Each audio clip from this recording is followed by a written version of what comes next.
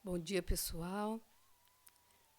Hoje vocês terão a quinta aula do projeto OBA, que, como você sabe, ele foi idealizado, né, uma ideia brilhante do nosso querido professor Isaac.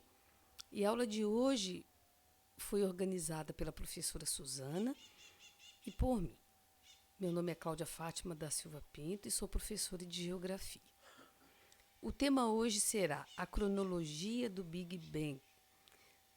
E nós vamos falar sobre os principais acontecimentos e o tempo aproximado de sua ocorrência na formação do universo. Mencionaremos também sobre ciência e fé, o que é muito pertinente a este conteúdo, como vocês verão, né? Embora o Big Bang seja bastante contestado, né, porque muitos cientistas não concordam, né, não aceitam, hoje esta é a teoria mais aceita e a que melhor explica o surgimento e a formação do universo, né? Então, quando a gente discute, não, é a teoria do Big Bang. E vem aí a pergunta: como era o universo antes da súbita explosão ou expansão lá do início?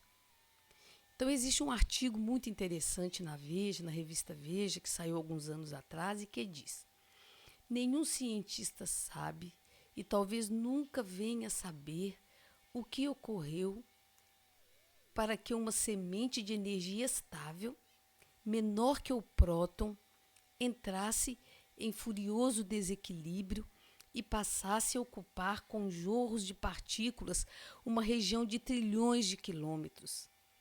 Esta é a grande incógnita, né? O homem ele quer saber o que aconteceu nessas primeiras frações de segundo. Ele consegue delimitar, juntar fatos a partir do momento em que a explosão já ocorreu. Mas ele não consegue definir, descrever o que acontece nas primeiras frações de segundo. E é isso que o homem procura hoje, né? Então, a teoria dessa grande expansão, o Big Bang, os cientistas concordam que ela tem ocorrido há aproximadamente 13 bilhões e 700 milhões de anos.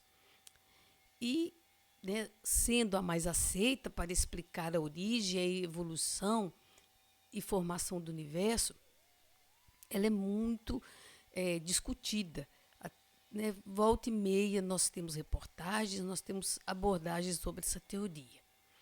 Mas antes dessa expansão, já que a partir da expansão há uma clareza de fatos, há uma explicação, mas antes da expansão deveria existir o que os cientistas chamam de singularidade. Ponto com 1 bilionésimo do tamanho de um próton. Seria o tudo e o nada na ausência da lei física. Então eu vou mostrar para vocês aqui agora um vídeo que vai retratar esse primeiro momento, né? Ele é, como você sabe, uma simulação. Ele não é verdade, mas eles julgam que isso tenha acontecido. E aí vem a pergunta: foi um único próton? Foi um único elemento igual a esses que estão aí? Ou foram vários? Também não existem respostas.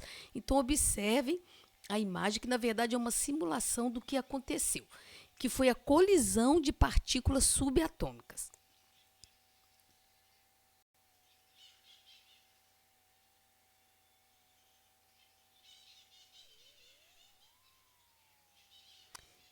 Então, como vocês viram, nós temos uma movimentação e a colisão de pequenas partículas, e nessa colisão há uma liberação de uma energia.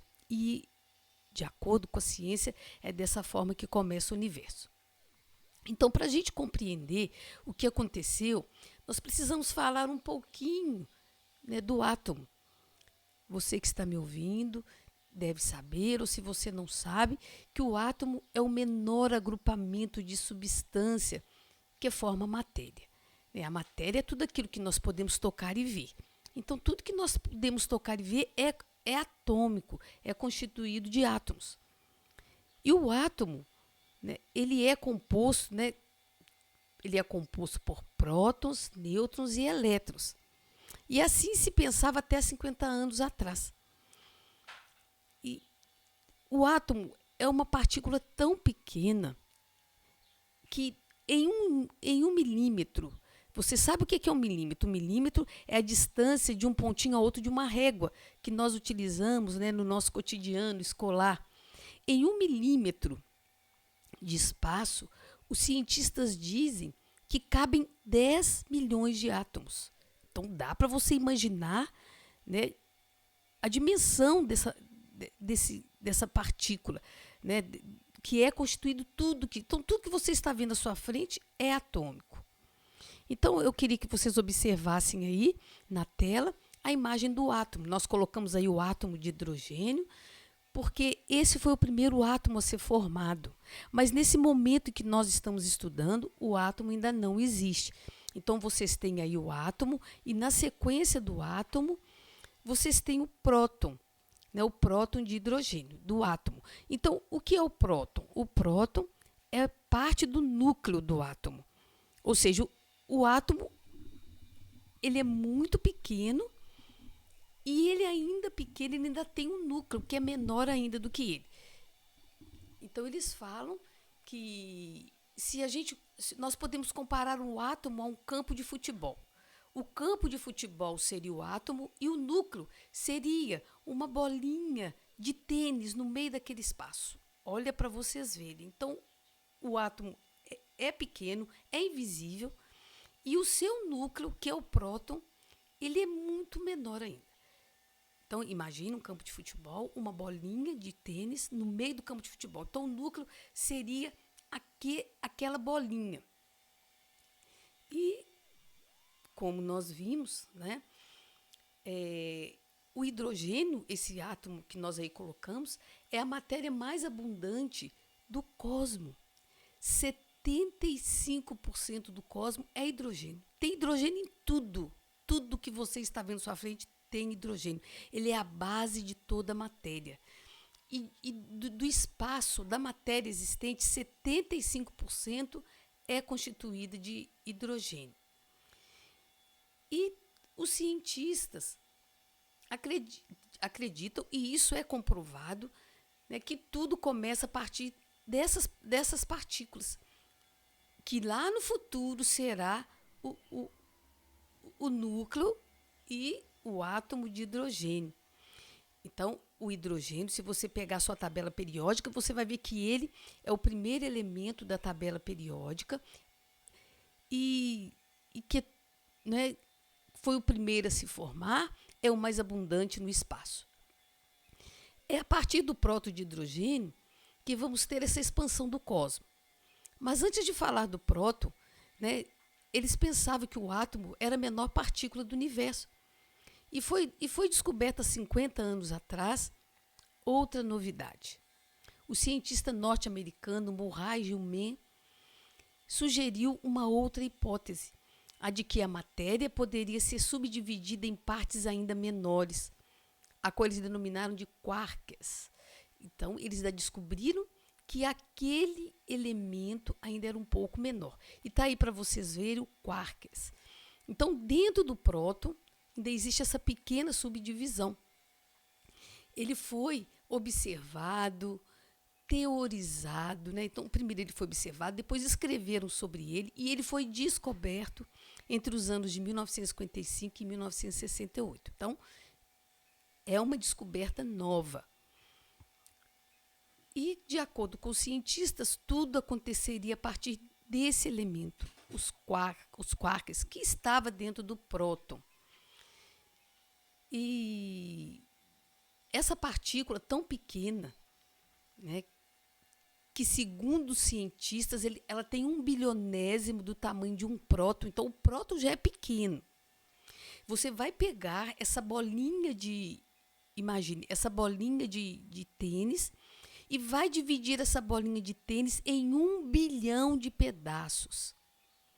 Os cientistas afirmam que foi um fragmento desse 1 bilhão de pedacinhos que entrou em furioso movimento, causando a expansão e a formação do universo.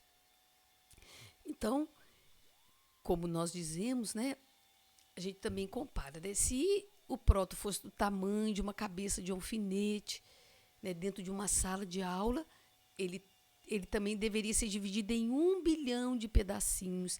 E é num desses fragmentos, é a partir de um desse fragmento muito pequeno, que vai surgir a expansão do universo. Como vocês viram lá na primeira cena, aquela movimentação, vai haver uma expansão. Então, o que eu queria que vocês pensassem? Né? Que é desse fragmento infinitamente pequeno, invisível, que vai se formar o universo. E aí entra uma outra questão. O bóson de Higgs. Vocês sabem que existe um acelerador de partículas que foi construído na Suíça. Ele é subterrâneo. E eles estão produzindo lá mini Big Bangs para tentar achar, né, uma partícula. Aqui eles denominaram de bóson de Higgs. Então, numa fração de segundos, esse elemento que possuía 1 bilionésimo do tamanho de um próton, seja ele comparado a uma bola de tênis, seja ele comparado a uma cabeça de alfinete, ele passou a ocupar o espaço no tamanho de uma laranja. Todo mundo conhece uma laranja.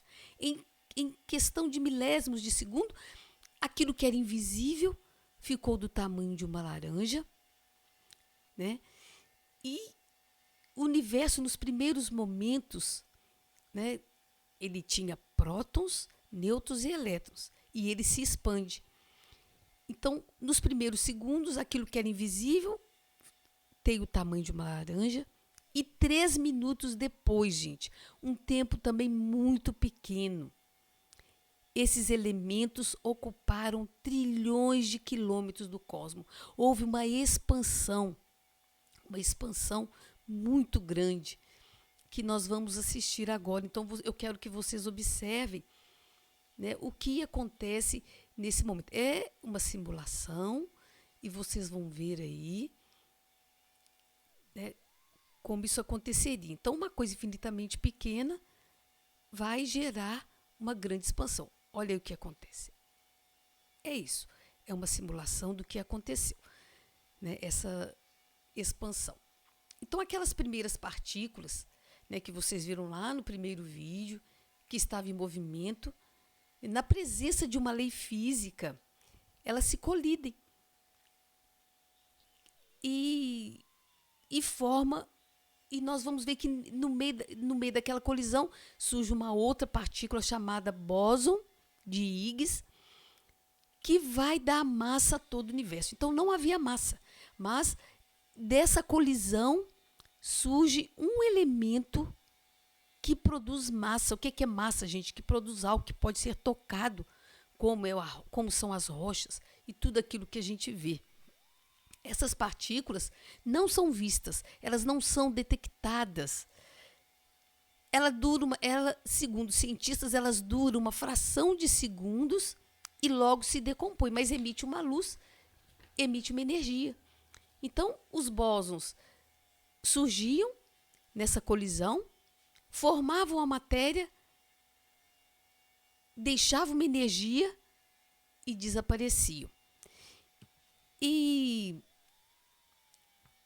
o que acontece? Hoje, esse acelerador de partícula que existe lá na Suíça, ele está produzindo mini Big Bangs, e eles já detectaram uma partícula que consegue produzir a matéria.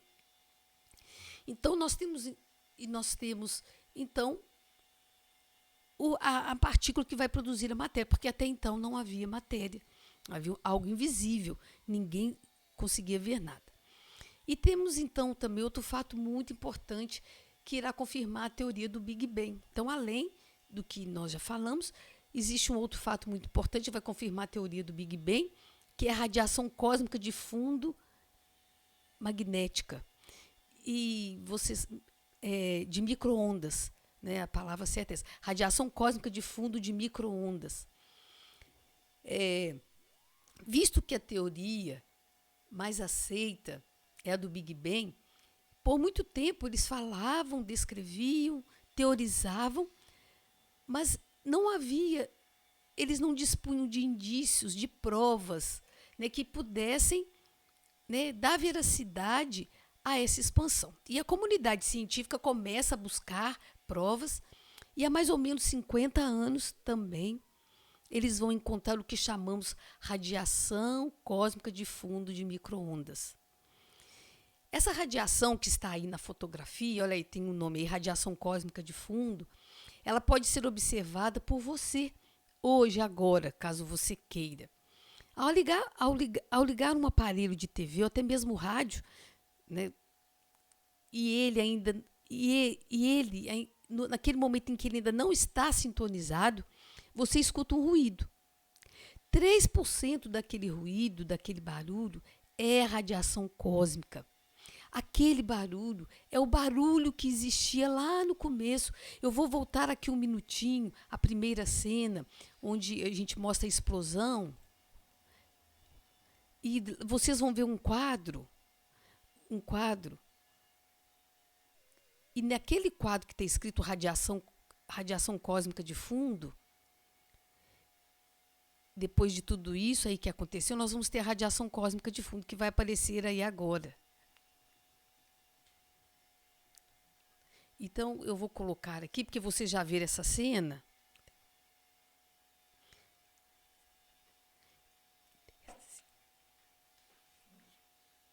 Então, é o segundo vídeo que eu mostrei para vocês. Lá, o segundo vídeo, onde nós temos aquela expansão do universo, no vídeo que trata da expansão, essa quadro, tá vendo esse quadro cinza? Isso aí é a radiação cósmica de fundo de micro-ondas. Então, se você observar, há um movimento quando o universo ele era opaco, sem brilho.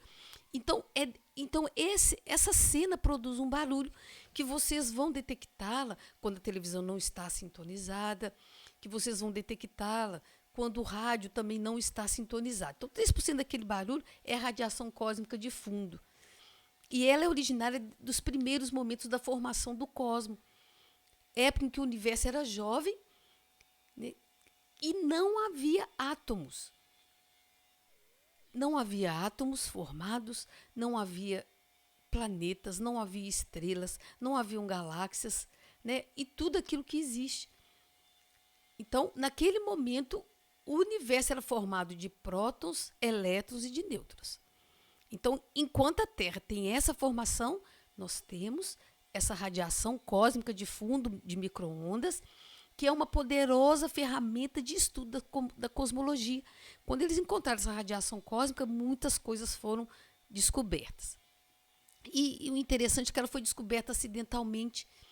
E dizem os cientistas que ela é o fóssil da luz. Quando você fala de fóssil, nós falamos de algo muito antigo, lá dos primórdios, não é isso?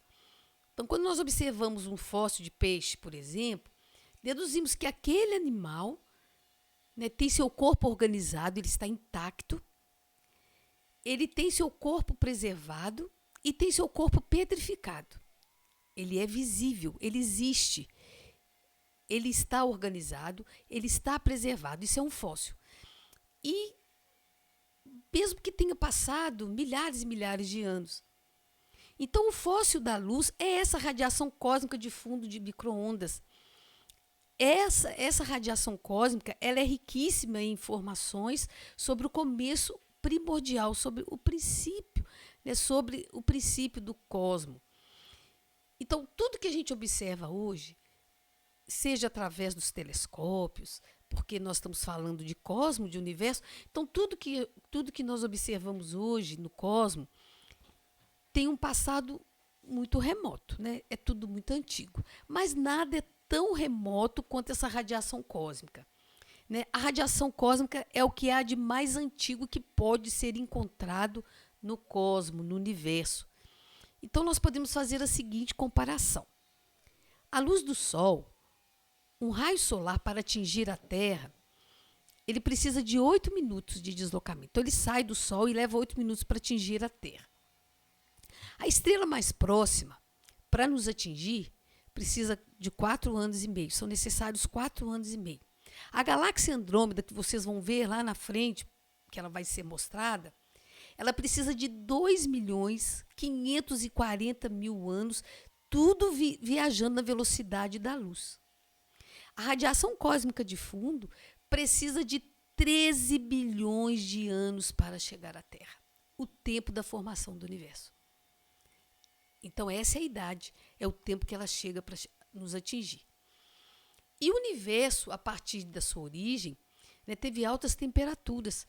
Nós falamos sobre isso. Né? O universo, nesse princípio, tinha temperaturas altíssimas, né, muitas vezes calculadas em Kelvin. Ele tinha uma alta densidade, ele era muito denso.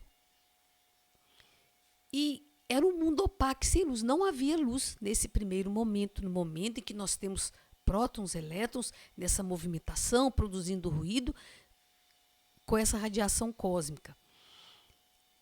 E o que acontece?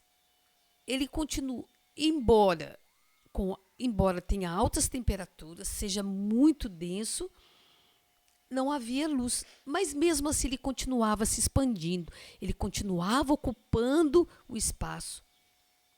Depois de passados 370.000 anos, com as temperaturas a 819.000 graus Celsius, essa era a temperatura do que havia do cosmos naquele momento, né? 819.000 graus Celsius. Essa temperatura, embora altíssima, já era um pouco mais baixa do começo. Então, os fótons e materiais que formavam o plasma inicial, aquela sopa de prótons, elétrons, núcleos e fótons, eles estavam fortemente acoplados, estavam muito próximos, né? Estavam muito unidos. E, na medida que o tempo foi passando, a energia dos fótons foram diminuindo, e os elétrons foram capturados pelos prótons, formando os primeiros átomos de hidrogênio. Então, depois de 370 milhões de anos, nós tivemos os primeiros átomos do universo, e eram átomos de hidrogênio. E com essa diminuição, com a diminuição de fótons e de elétrons, o que aconteceu? Houve o desacoplamento desses elementos. Eles se separaram, né? Houve o desacoplamento, eles puderam ter mais espaço para se movimentarem, né? Se separaram, que é o chamar de desacoplamento, e houve uma separação, gente, súbita entre o que seria a radiação e a matéria. E nesse momento, 370.000 anos depois, o universo ficou transparente. Então, vocês estão vendo aí a radiação cósmica de fundo nessa fotografia. Então, passado 370.000 anos, o universo se ilumina, fica transparente, né? Há um processo e surgem os primeiros átomos de hidrogênio. Então, essa radiação cósmica de fundo, ela nos fornece muitas informações sobre uma época em que o universo tinha 370.000 anos. E, ao estudar essa radiação cósmica de fundo, né, tudo aquilo que existe, todo o seu material, tudo que o compõe, eles definiram uma estrutura da matéria e observaram, né, que primeiro surgiram os átomos, na sequência dos átomos as nebulosas, as galáxias, as estrelas, os aglomerados galácticos, os planetas e a própria vida. Então, a partir dessa radiação cósmica, eles vão propor uma evolução de tudo aquilo que existe. Então, eu queria que vocês observassem aí no vídeo a foto do Sol, a sequência, né? A nebulosa. Então, a primeira coisa que se forma depois que os átomos estão formados é a nebulosa. Aí nós temos uma nebulosa. Dessas nebulosas surgem as galáxias. Aí eu fiz questão de colocar a galáxia Andrômeda, que, como vocês viram, levam, né, 2.540.000 anos-luz para que a luz dela chegue até nós. Ela é vista como uma estrela. A gente olha para o céu, vê uma estrela, e, na verdade, quando os telescópios se aproximam daquela estrela, nós temos essa cena, a galáxia de Andrômeda. Então, através dessa radiação cósmica, observou-se que primeiro formaram-se os átomos, na sequência dos átomos as nebulosas, na sequência das nebulosas as galáxias, no bojo dessas galáxias e nas suas espirais as estrelas. Eu coloquei aqui o Sol, que é a estrela mais próxima. Vocês sabem que o Sol ele é constituído de apenas 2 elementos. O hidrogênio, que é o que mais existe no espaço, que está se colidindo lá, os prótons de hidrogênio se colidem e formam o quê? Que nós chamamos de hélio. Né? É uma explosão atrás de explosão. Os prótons estão se colidindo e nós temos as explosões.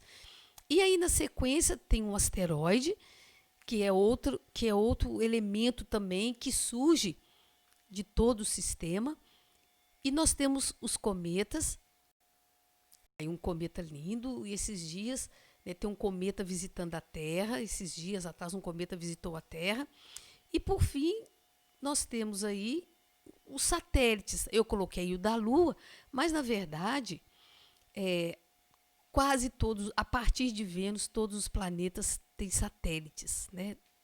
Então eles são componentes do sistema solar. Então nós vimos que nessa radiação cósmica se observou essa sequência de fatos, né, de formações que hoje são descritas e estudadas com muita facilidade. Então, a partir da formação dos átomos, né, dos elementos químicos, nós vamos ter a formação dos elementos químicos, de acordo com a tabela periódica que vocês conhecem. E aí daí vem as nebulosas, as galáxias, as estrelas, os planetas, os asteroides, os cometas, os satélites e tudo aquilo que nós estudamos. Então, temos então essa cronologia da origem e formação do universo. Então, é a partir, né, do momento, a partir de 370 mil anos, que começa a se formar, né, o sistema solar. O sistema solar ele começa a ser formado e as estrelas, os planetas, eles vão começar a se formar, assim como um bebê que fica 9 meses no ventre da mãe. Eles vão gastar todo esse tempo para irem surgindo aos poucos, cada um com uma estrutura, cada um com uma função diferente. Então, primeiro surge dentro do sistema solar, nós temos o Sol, e a partir do Sol os planetas, primeiro os rochosos, depois os gasosos, e dentro desse contexto o universo continua se expandindo. E eu queria que vocês soubessem que tudo começa a partir do próton, aquela pequena partícula lá daquele começo, que entra em furioso movimento, se colide e libera energia. E eu quero, nesse momento, para finalizar a nossa aula, falar com vocês, né, que às vezes podem estar assustados, né, com tantas informações e questionando, e Deus? Onde está Deus nisso tudo? Olha, nos ensinaram, né, que Deus criou tudo, não é isso? Vocês aprenderam? E eu acredito, né? Eu acredito. Mas eu quero, no final dessa aula, né, contar para vocês um fato muito curioso sobre quem lançou a teoria do Big Bang. Vocês, né, vão ficar surpresos. Quem lançou a teoria do Big Bang foi George Lamaitre. Olha aí a foto dele. Olha, ele está acompanhado de um dos maiores cientistas do mundo, Einstein. Então, tem uma foto aí, né, dele junto com Einstein.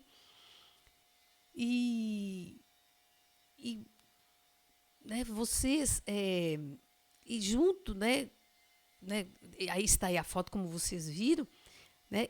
Quem foi George Lamaitre? George Lamaitre foi físico, matemático, cosmólogo e padre jesuíta. Ele era um padre jesuíta. E esse padre, ele combinou a fé com a ciência. Estudando a origem do universo, ele formulou a hipótese de que um átomo primordial, ele não conhecia nada. Ele não conhecia nada do que eu falei com vocês hoje, porque as descobertas que nós mencionamos aqui Muitas delas foram posteriores à sua teoria. Mas antes de tudo isso que foi descoberto, ele falava da existência de um átomo primordial, que seria aquele próton lá do início da aula, que se colide e se expande. E ele não tinha conhecimento da radiação de fundo. E ele vai confirmar as suas teorias através de cálculos matemáticos, provando que tudo estava junto num dado momento. Olha, ele lança essa teoria que o universo, lá no princípio, estava todo junto, todo condensado num único ponto. E quando ele apresentou essa teoria, ele foi ridicularizado. Inclusive, o próprio Einstein aproximou dele e disse: sua teoria é ridícula. E ele, foi também, criticado por vários cientistas, principalmente por ele ser um padre, porque ele era um padre que falava de ciência, mas ele não desanimou. Mesmo com críticas severas, ele não desanimou. Ele continuou estudando, continuou fazendo seus cálculos e criou uma fórmula, que é uma das mais intrigantes, que calcula a velocidade do afastamento das galáxias. Ele tem uma conta, onde ele sabe, encontrando uma estrela em um determinado ponto, ele sabe a sua idade, ele sabe quando ela foi formada, ele conseguia fazer isso. Mas ele apenas inicia. Depois vem um outro cientista, Edwin Hubble, que vai aprimorar essa sua ideia. Mas a ideia central é dele, de calcular a distância das estrelas, que na verdade não são estrelas, são galáxias. Então, ele defendeu, naquele momento, então ele conseguiu, prosseguindo os seus estudos, que foram confirmados por outros cientistas. Ele encontrou com os grandes cientistas da época e defendeu que esse átomo havia explodido. Ele usa a palavra explosão, acompanhado de um barulho. Então, por ele mencionar essa palavra, ele foi mais uma vez ridicularizado e, por causa disso, a sua teoria foi apelidada de Big Bang. E ela existe até hoje. Então, a palavra ficou, mas ela foi usada como deboche. Então, vocês sabem que hoje a teoria do Big Bang é um dos pilares da cosmologia. E em 1933, quando ele foi apresentar a sua teoria, fazer a defesa da sua tese, Einstein estava presente na plateia. E quando ele terminou de apresentar o seu trabalho, Einstein o aplaudiu de pé e gritou. Eles falam que ele berrou, que ele berrou lá da plateia: belo trabalho. E depois disso ele vai cumprimentá-lo. Isso aí, ele vai cumprimentá-lo, que não é essa foto já foi tirada posteriormente. Então, o que ele disse foi reconhecido como verdade. Então, são temas bastante polêmicos, mas a igreja, ela tem essa preocupação, em caminhar junto com a ciência. Bobo quem pensa que a igreja não acredita na ciência. Ela tem cientistas, ela pesquisa, ela procura confrontar, buscar informações e trabalhar junto com a ciência. Quer dizer, isso não tira Deus, isso não destrona Deus do seu poder. Então, é interessante, na busca da verdade, a igreja tem essa preocupação, de atrelar-se à ciência. Bobo quem pensa que a igreja não combina com a ciência, que a igreja que ela não está preocupada. Então, a teoria do Big Bang foi criada por um padre. E é muito importante que se diga, que se saiba isso. A teoria do Big Bang foi criada por um padre. Assim como quem tirou a Terra do centro do universo foi um padre. Então, a igreja, ela tem essa preocupação. E assim, nós terminamos a nossa aula. Espero que tenha contribuído e que vocês tenham gostado. Se quiserem, podem fazer perguntas e deixar comentários. Um forte abraço a todos e até a próxima aula.